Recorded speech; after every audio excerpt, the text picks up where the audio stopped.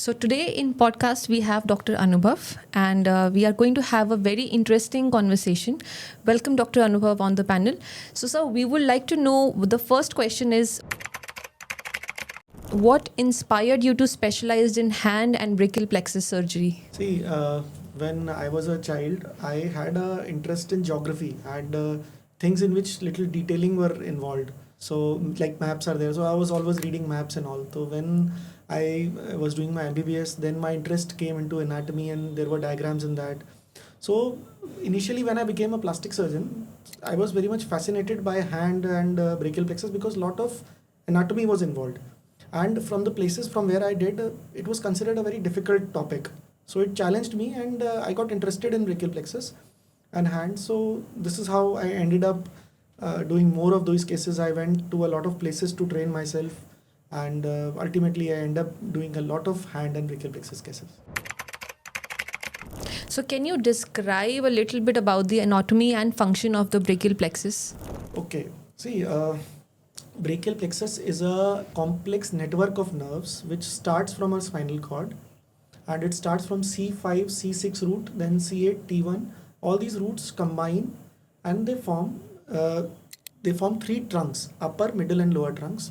And these trunks, they combine and they give 5 important nerves which are responsible for our function. ये 5 nerves जो होती हैं, उनमें से एक होती है एक्सिलरी नर्व जो हमारे कंधे को उठाती है, एक होती है मस्कुलोक्यूटेनियस नर्व जो हमारी एल्बो को चलाती है, उसके अलावा 3 नर्व्स होती हैं, रेडियल नर्व जो हमारे हाथ को उठाती है, मीडियन नर्व जो हमारे हाथ के इतने हाथ हिस्से का काम करती है, लल्नर नर्व जो हमारे हाथ के फाइन मोटर फंक्शंस को करती है.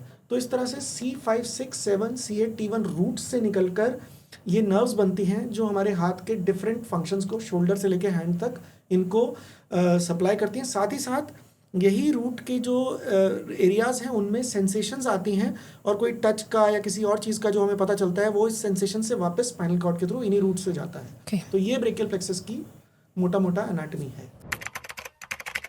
And that's very easily explained, honestly. So sir, what is the most common type of injuries that you have treated in the past?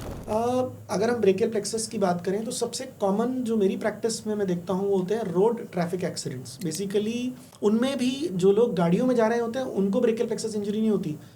Maximum 90% cases वो हैं जो बाइक पर जा रहे होते हैं. अगर हम देखें बाइक में क्या होता है कि व्यक्ति हेलमेट पहनता है उससे उसका सर तो बच जाता है, लेकिन जो नेक है, जो ब्रेकियल प्लेक्सस है वो हमारे इस हिस्से में होता है.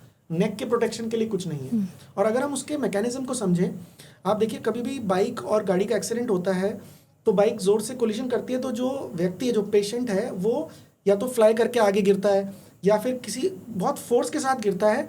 और जब वो ज़मीन पर गिरता है तो उसका कंधा और नेक के बीच का जो एरिया है वहाँ स्ट्रेचिंग ज़रूर होती है, चाहे वो क्रशिंग हो चाहे वो स्ट्रेचिंग हो. ये 2 मैकेनिज्म्स हैं. तो इस तरह रोड ट्रैफिक एक्सीडेंट्स, उनमें बाइक्स, उनमें भी गिरने की वजह से जो इम्पैक्ट होता है, जो स्ट्रेचिंग या कंप्रेशन होता है नर्व्स का, उसकी वजह से कॉमनेस्ट जो हम देखते हैं मेरी प्रैक्टिस में वो एक्सीडेंट्स होते हैं. इनके अलावा कई बार फॉल फ्रॉम हाइट, ऊपर से गिरने पर भी ब्रेकियल प्लेक्सस की इंजरी होती है.